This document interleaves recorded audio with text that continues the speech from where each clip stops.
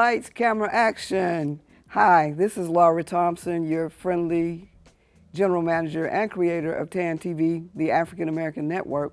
We have a local feel and a global reach, and you're tuned into the coffee break. And we have a very exciting guest. She's actually in Sacramento, California right now, but we had an opportunity to speak with her. Her name is Senator Holly Mitchell. She's a state senator for the state of California, and she passed an exciting bill called the Crown Act, and so we're going to just tell you a little bit about it. Thank you for being here. Can you give us some background information on what the Crown Act is and how you came up with the thought and the gumption to do something huge like that? Well, I think I may have been born with the gumption, but first of all, thank you so much for your interest, and pleased to be with you and talk to you a little bit about the work we're doing here in California that we hope will take place, that will, go nationwide. And in fact, I've got a piece of paper here that shows me the states that are considering it now. Wisconsin, Illinois, Tennessee, New Jersey, and New York, of course, signed it. So Senate Bill 188 is the Crown Act here in California. And you'll appreciate knowing I was attending the National Black Caucus of State Legislators, our annual fall convening, where I attended the Nobel Women Breakfast and heard this amazing woman who's the COO of Unilever, Essie Eagleston Bracey, who talked about this research project they had done at Dove, where women talked about their discomfort with wearing their hair natural in the workplace. And just the survey was horrible. 80% of women weren't comfortable, didn't think their workplace would accept them with their natural hair. And so Essie was basically coming to us as Black state legislators from across the country, asking for us to consider introducing resolutions in our state houses. And so I came back to California. That was last November, almost a year ago. Talked it over with my staff. That very next month, we saw the young man, the New Jersey wrestler, the high school wrestler, just be attacked on video at his wrestling match. And we realized that now was the time to do something. We decided that we weren't going to simply introduce a resolution. Resolutions, as you well know, are very passive.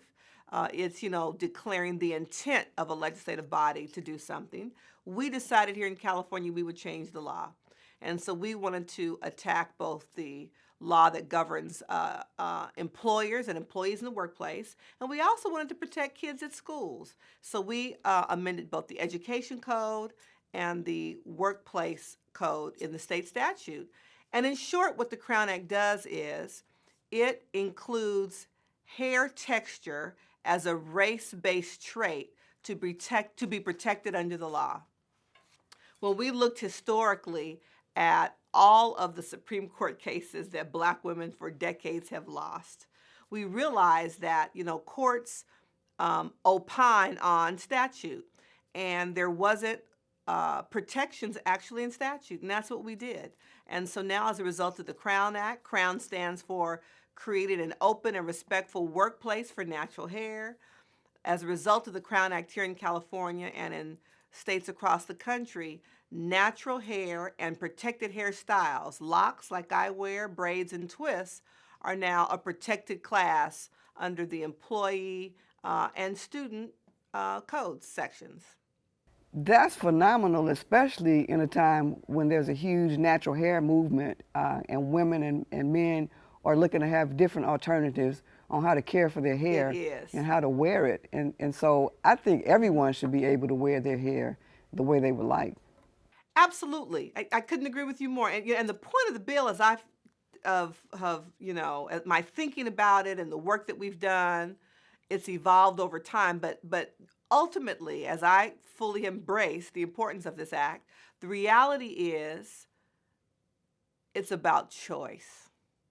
And I, as a grown woman, should have the choice to define for myself what I deem appropriate for the workplace, whether that be straightened hair, locks, twists, or braids. And so it really is about empowering us to not only present our full selves, whether we, embrace our natural hair and its texture or not, to the workplace and to school. This notion that Black girls were being suspended from schools across this country at record numbers because their mothers were choosing to send them to school with their hair in braids really struck me as a problem. So that's what the Crown Act is about. So looking further, to me, we're redefining beauty and what's acceptable. We are expanding, yes, we're expanding the definition of beauty, because I think according to the survey by Dove, when you Googled, beautiful hair or professionally acceptable hair, images that didn't look like me popped up, typically blonde, straight hair. And so what we're saying is we want to expand the notion of what's acceptable, what's professional, and what's beautiful, because it's beyond the very narrow Eurocentric model of what's beautiful.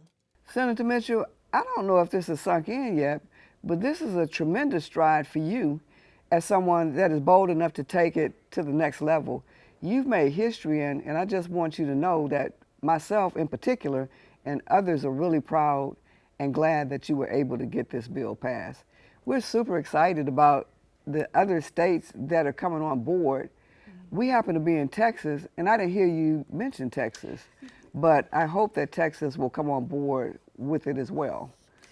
And I hope Texas does too, because shortly, the week after it was signed, July 3rd of this year, I had the pleasure of going to the Essence Festival in New Orleans.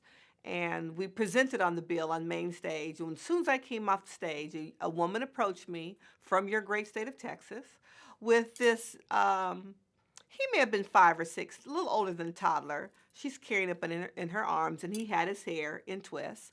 And she said, I hope this bill comes to my home state. She says, he wants to play Pop Warner football, and they won't let him because of his hair. And what struck me about that is, I don't know if there's a single NFL team that doesn't have a brother running down that field on Monday Night Football or Sunday or whenever with locks blowing in the wind behind him. And so if the National Football League is allowing professional athletes to wear their hair locked, I'm not sure why the Pop Warner League would have a different policy.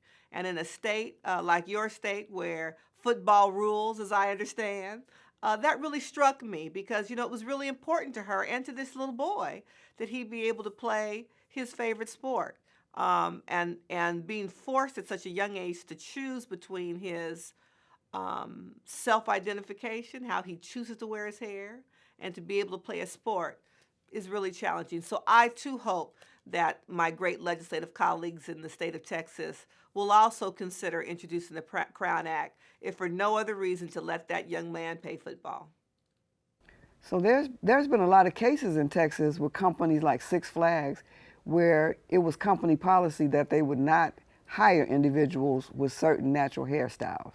Right. And when we, because now the Crown Act is getting traction worldwide, we are often referenced in those articles, and so they pop up on our news feed. So I've been struck by those cases in Texas. And young people all over this country who are trying to go to school, get jobs, and are being hindered by these really implicit or explicit policies that are biased, quite frankly.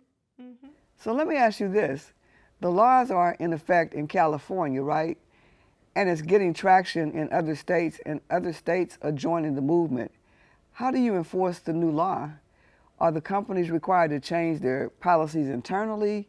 How do you manage this new law?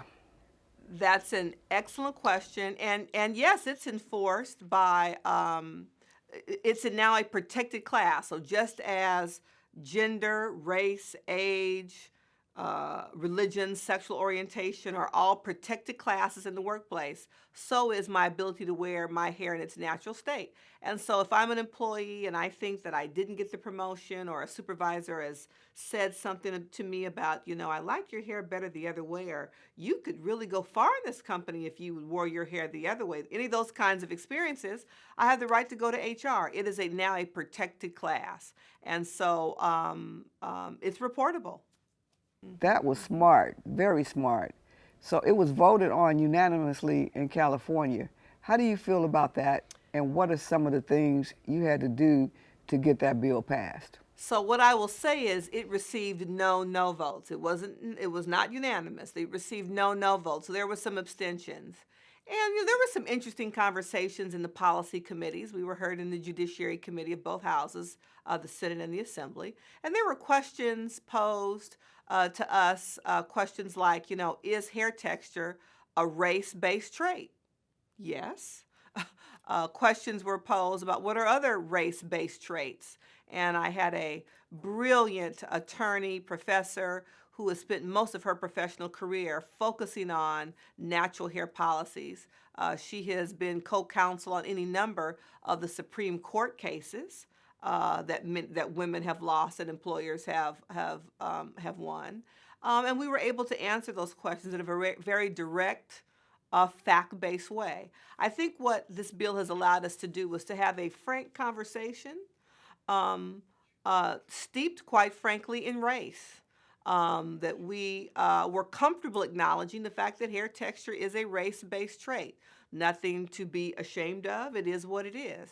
And I acknowledge the fact that, black hair is really symbolic of a level of confidence and black power, if you will. The afros in the 60s, in conjunction with the raised fist, was a political statement of a group of people we had come into our own and were making demands of society. I think the perception of this natural hair movement is very similar. That may make some people uncomfortable. The point of the fact that we're addressing the Crown Act is I should have the choice to decide how I wear my hair to work, and that we've got to step beyond a very Eurocentric, narrow model of what's acceptable in the workplace, particularly in a state like California, with our level of diversity in our state, but I think it's appropriate across the country. So as far as schools, just for our viewers, if a child experiences some type of pushback because of the way they wear their hair, what should a parent do? Well, we've been thinking about this, and what's really important is for individuals to know their rights. It's one thing to pass a law, it's one thing for it to be a protected class, but individuals have to know their rights so we can assert our rights. And so I'm hoping to do a major outreach campaign in the next couple of months. We're talking about making sure that HR professionals, as HR professionals are trained about the myriad of new laws that go into effect at the top of the year that impact employment law, this is one of them. And so HR professionals have to keep abreast of what the new law is in your respective states to make sure that your companies are in compliance. And so there are national organizations, affinity groups for HR professionals. We're hoping to make sure that we have training workshops, at the upcoming SHRM conferences. And I had the bright idea several weeks ago that, the first person we talk to when we need to change our hairstyle is our loctician or our cosmetologist or our braider. And so making sure that those professionals know the law themselves. So we're talking about a statewide campaign where we go to the barbershops, the beauty shops, the braid shops, the locticians to talk about this is the new law. And so, when folks come to you and say, girl, you got to take these braids out. I got to go to work Monday and give me, press my hair out. The cosmetologist can tell her, do you know about this new law? If you so choose, you can wear your braids to work because braids are a part of the protected hairstyles. So it really is about outreach and public education. The same with educational professionals. I had the opportunity just last week to celebrate the International Day of the Girl. We partnered with Shonda Rhimes in Los Angeles with the LA County Office of Education, and she brought in education professionals really from all over the country to talk about image and supporting young girls of color. And so we had the opportunity to have a full panel, Shonda Rhimes, myself, Essie, Bracy Eagleston from Dove, Culture, with Color of Change, a real thought leader and influencer in social media, to talk about self image, empowerment, and the role hair plays in that. And so we're doing this process of educating policymakers in the education arena and across the board for people to understand this is a movement. Here in California, it is the law. And again, making sure that individuals, women, men, young girls, and their parents know it's the law. So if you're confronted at school or at work with a policy that isn't in keeping with the new law, you have the power behind you to go to your HR department or to the principal or the counselor at the school and say, it's time that we change this school dress code to be in compliance with state law. So we want individuals to be empowered to know their rights. You know, I'm a big advocate of outreach, and I think it's important, and it's one-on-one, it's interactive, and it allows people to learn in an educational way and also in a personal way. I see a lot of opportunity all over the country for this type of training. It absolutely is. And you know, even in states where it may not be the law, I think it's important for HR professionals and education leaders to understand that this is coming. It is coming to a state near you. And for them to be prepared, yeah, you don't have to, it doesn't have to be a law in your state for you to be an innovator in education policy, an education leader in your state, to do the right thing on behalf of a sense of equity for all the students you serve. So while we're pushing hard to make sure that the states in the list I gave you and other states consider introducing their versions of Crown Act, it doesn't stop corporations and HR departments, employers of all types, and school leaders of all at all levels to do the right thing with regard to a sense of equity around personal appearance and hairstyles. There's going to be a lot of training opportunities in corporations, especially some of the traditional and older companies. Exactly. They're going to really need that. Some of the newer companies like Amazon and Google, they already have that leniency where people can wear their hair any way they want. But the older companies, we've got some work to do. I think so. I think so. And you know, as a policymaker, you can certainly understand that's the point of the work we do in terms of passing laws to create a sense of equity across the board. You know, people are starting to incorporate Crown in different publications and news stories. People are starting to refer to our hair in its natural state as the crown.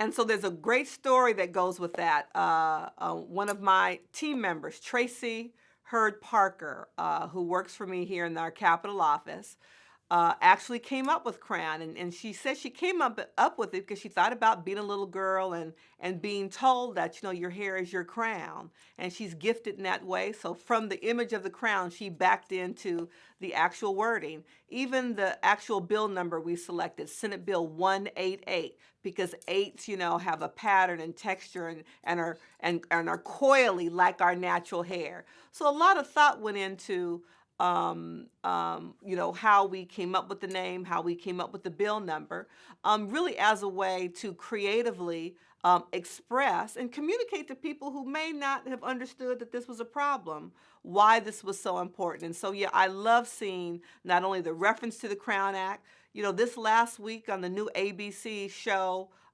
Mixed-ish, the whole show was about hair texture. At the very end, she showed Crown Act, what it stood for, and a picture of Governor Gavin Newsom at a bill signing. And so, yeah, the image of the crown is really taken off. And I think it reflects what we're trying to communicate in terms of a sense of self-pride, pride in self, pride in culture, pride in our image and our ability to present just the way we are. So that's the history around the crown, and we feel really good about it. So you've got your work cut out for you, but it's great work, and you're gonna pick up traction and have support all over the country. I know that I'm gonna do my part to start influencing where I can. Excellent, excellent, excellent. I'd love that opportunity. Whatever we can do to spread the message across the country is a good thing. So let me know, and I hope that I can be there to join you. Now, Senator Mitchell, I appreciate you hanging out with us on the coffee break. I know your break is probably up too. You've been tuned into the coffee break. We've been here with Senator Holly Mitchell of Sacramento, California. They just recently passed the Crown Act, and the day before Independence Day. Yeah, it was a day that we freed our hair. Yes, it was a new kind of Independence Day. So this is Laura Thompson. You've been tuned into the coffee break, and we've been here with a great Senator Holly Mitchell. She's a state senator for California, and stay tuned. We're going to have a lot more information about the natural hair movement and Senator Holly Mitchell.